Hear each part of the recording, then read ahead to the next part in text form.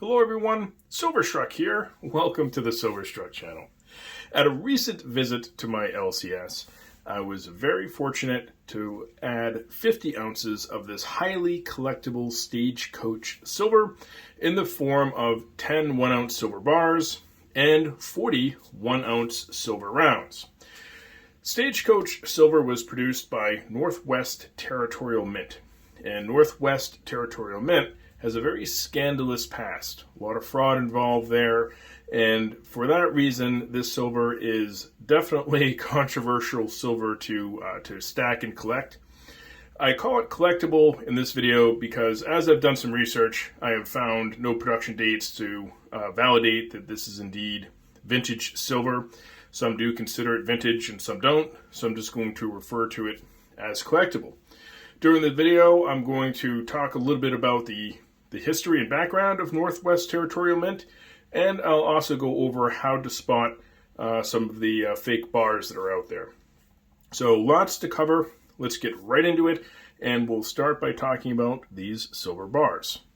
So the original way that Northwest Territorial Mint would have packaged their bars is exactly what you see in front of you right here.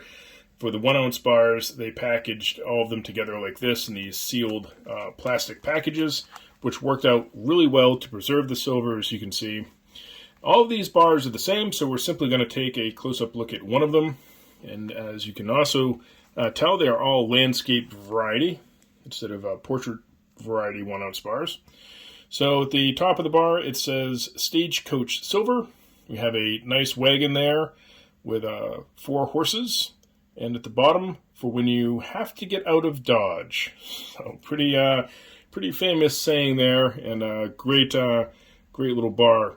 The reverse of the bar, as we flip it over, this is where this bar becomes a little bit famous in the collecting community because these are the Stagecoach fractionals. These bars are designed to break into 1/4 ounce fractional bars to then distribute. Of course, you would never really want to do that, but it's a pretty cool concept, and as you can see, they make the break lines so that you could do so. I've never broken one apart, but I've heard it's not easy, so you probably require some tools to be able to do so. But the concept is really neat, to take a 1-ounce bar and then simply have it so it's divisible into fractional. Here we have the round version of the bar, so the same sort of design. And the interesting part about having these is they are original tubes. So the top ones are indeed toners. Not sure if you can really see it on camera, but this is almost a tape toner because the peanut that was sitting on top of it actually made a mark on the silver itself. So original tubes. And on the front here it says Stagecoach Silver, but notice the wagon is now only drawn by 2 horses and not 4. And then, of course, the same saying, when you have to get out of Dodge, as we flip the round over to its reverse. It is indeed another divisible round, so this can be divided into fractional 1/4 ounce little pizza pie chunks of silver there. So, again, not that you'd ever want to do that. So, pretty fortunate to be able to have picked up original tubes. I did have a partial tube of these rounds before, but now just more for the collection and stack to add. Who is Northwest Territorial Mint, and how do they operate? Well, these guys ran a very big operation that grew worldwide, and they operated basically from sometime in the 80s all the way to 2016, and mostly as a retailer of bullion. They could sell you silver eagles, maples, that sort of thing. And they also had relationships with other companies. So they had a close relationship with Pan American Silver Corp.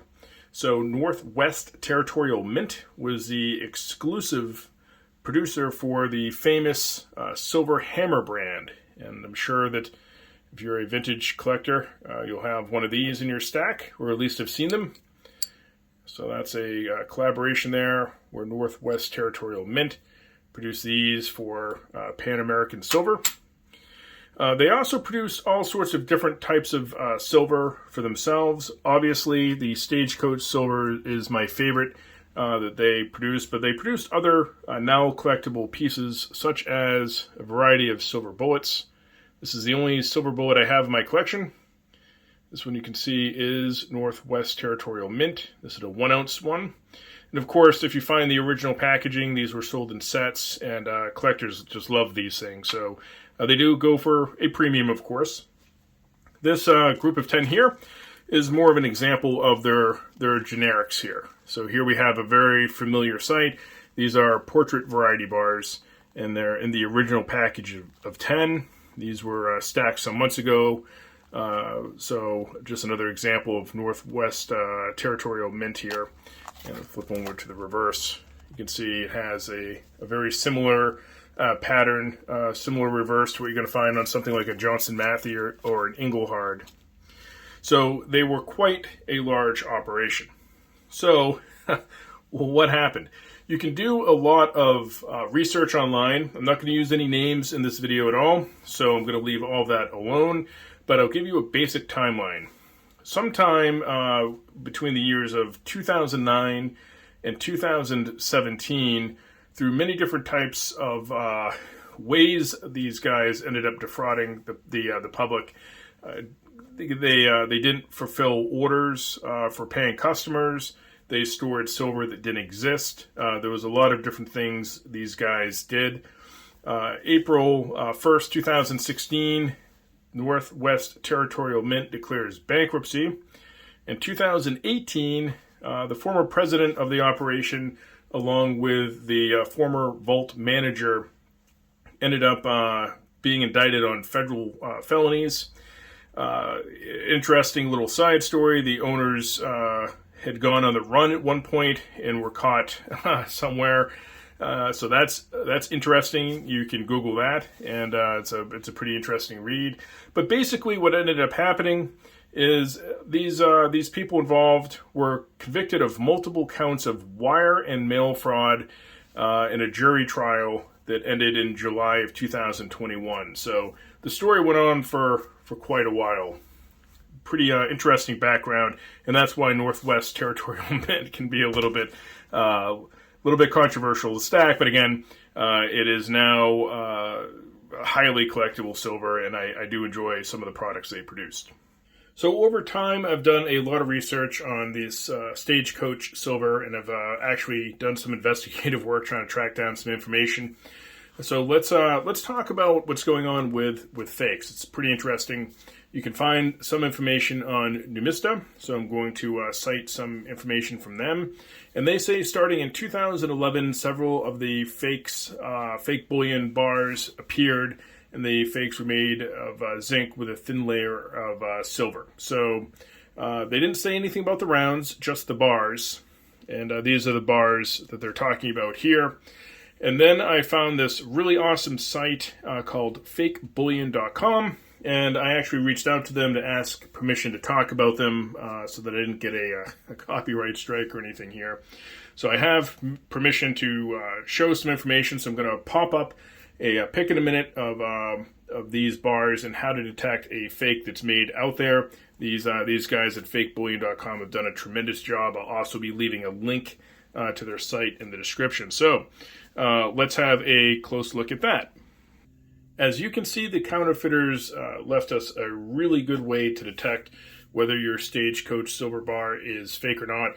So that the easiest way, of course, is the missing leg. So if you take a look at the pic here, you'll notice that the fourth leg back is missing on the bar to the right, and it appears on the bar to the left. So that's the easiest and quickest way to determine whether or not you have a counterfeit there.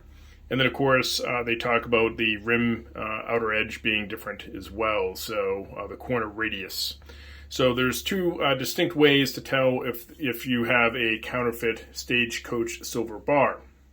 There's more to the story, however, so let me talk about what I was able to find past this information.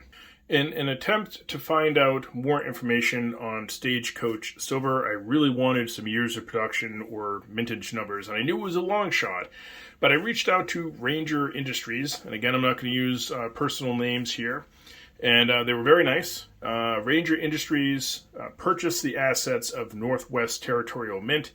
I got a hold of them, and they said they didn't have any information, but they knew of the entity that might have information, so they passed on a lead, and I followed up with that lead and emailed a company called Cascade Capital Group.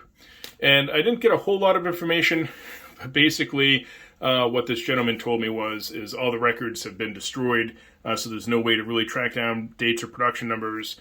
And he also cautioned me that during the whole fallout of this, they were able to find that some of the silver they confiscated, if you will, or took possession of, was actually counterfeit and not 3/9 fine silver.